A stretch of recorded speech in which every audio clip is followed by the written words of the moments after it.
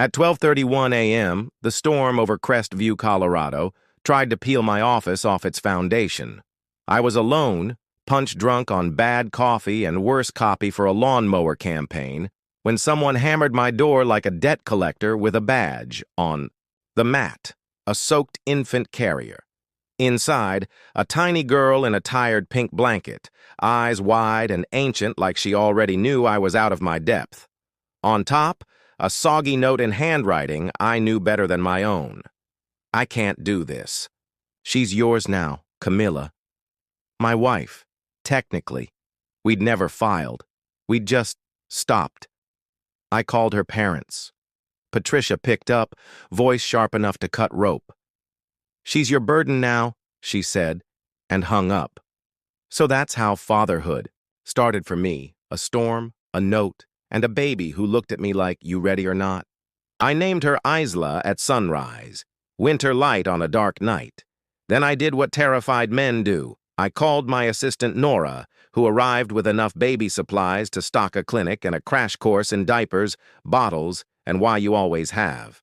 The new diaper ready before you remove the old one. The office wall never recovered. 10 years of us life became a boot camp run by a 7-pound dictator. I went remote before remote was cool, learned to pitch clients with spit up on my shirt, and survived the potty training war of 2018. We got through on pancakes, backyard campouts, and neighbors Peter and June, chosen family who showed up. Camilla. Never called. Neither did her parents. Birthday invites returned to sender. Christmas cards vanished into the void. When Isla turned 7, she asked why some kids had grandparents, and she didn't. I told her, sometimes grown-ups make choices. That don't make sense.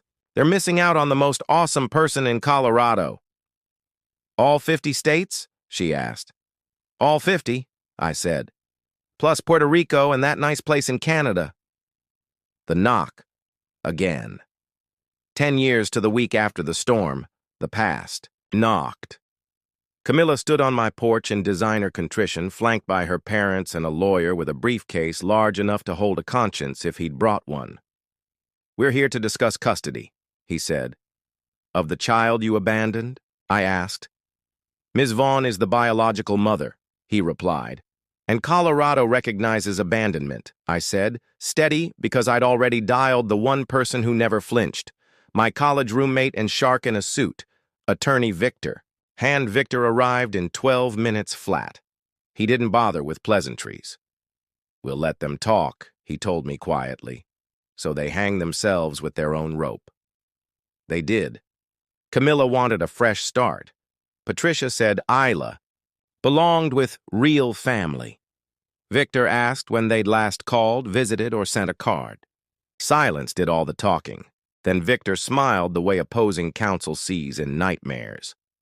Or, he said, we can skip to the trust fund. Everyone froze. Why they really came turns out. Grandma Gertrude died 6 months earlier, leaving a $2 million trust to Camilla's firstborn, Isla. Catch, the money only paid out if the child was being raised within the Vaughn family. If I kept custody, the trust dissolved into charity.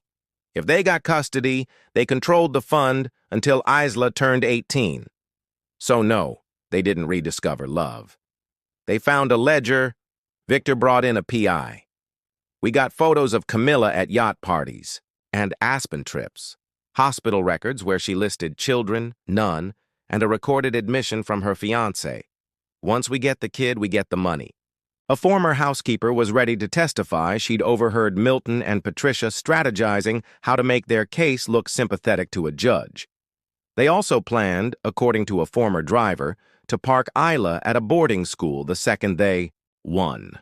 Legal custody, minimum effort. The part that hurt court-ordered visitation happened anyway. Isla came home quiet. They asked how much money you make, she said. Grandma Patricia promised me a pony if I lived with them. Do you want a pony? I asked. Not really. They poop a lot. 3 days later, she asked, small and brave, You're my real dad, right? I took her hands. Real isn't. Blood. Real is who shows up. At 2 a.m. with soup, at school plays when you forget your lines, on bike riding days and nightmare nights. I chose you every day for 10 years. She nodded, then handed me a drawing. 2 stick figures under a rainbow. Best dad ever.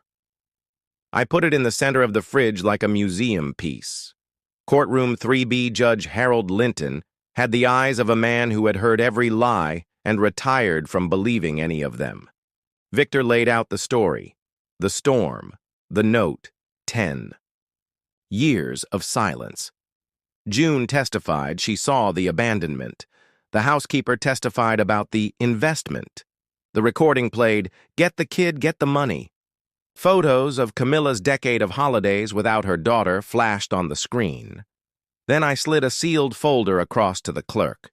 The judge opened it, skimmed, and his eyebrows nearly left orbit. He looked at Keene, their lawyer. "Do your clients even know what he has?" I nodded. Inside, financials showing the Vaughns' debts, internal emails about the trust, and evidence of attempted bribes for negative statements about me. It wasn't a case anymore. It was a map of motive. Their side tried the reformed mother's speech. Judge Linton cut it off. "Are you truly arguing that a woman who abandoned her newborn and ignored her for a decade should be granted custody, now that there's a multi-million-dollar trust?" Silence. Gavel-heavy end-of-movie silence. The verdict. "Petition dismissed with prejudice," the judge said. "Mr. Martinez retains full legal and physical custody of Isla Martinez. He ordered an investigation into potential fraud and conspiracy around the trust and issued a restraining order limiting any contact to court-approved channels." Patricia bolted upright. "We're her family. We have rights." "You had rights," Judge Linton said. "You chose not to exercise them until money appeared. Blood does not equal family. Behavior does." Outside, the press swarmed. "How does it feel to win custody?" a reporter asked. "I didn't win it," I said. "I've had it for 10 years. Today, a judge confirmed reality. Their lawyer resigned soon after. The bar reviewed his conduct. The trust moved to an independent trustee, Sarah Chun, who set up an education fund and protection measures, so Isla would actually see her inheritance, with a future letter explaining why her mother's family once tried to buy her life. Vaughn sold their Denver estate and disappeared to somewhere humid and forgettable. Their silence was the nicest thing they ever gave us. After 6 months later, our life was ordinary in the best way. Isla's recycled art club lined her school hallway with sculptures made from bottle caps and cardboard. My client list grew, not because I went viral, but because decent people like doing business with someone who puts his kid first. One evening, grilling burgers in our tiny backyard, Isla asked, "Will I ever see them again?" "Maybe, when you're older, if you want to," I said. "Right now, they're not ready to be the kind of family you deserve." "What kind do I deserve?" "The kind that shows up every day, that thinks you're worth more than money, that chooses you because they can't imagine anything else." She considered it, then smiled. "Good. I like our family exactly the way it is." "Me too, kid. Me too."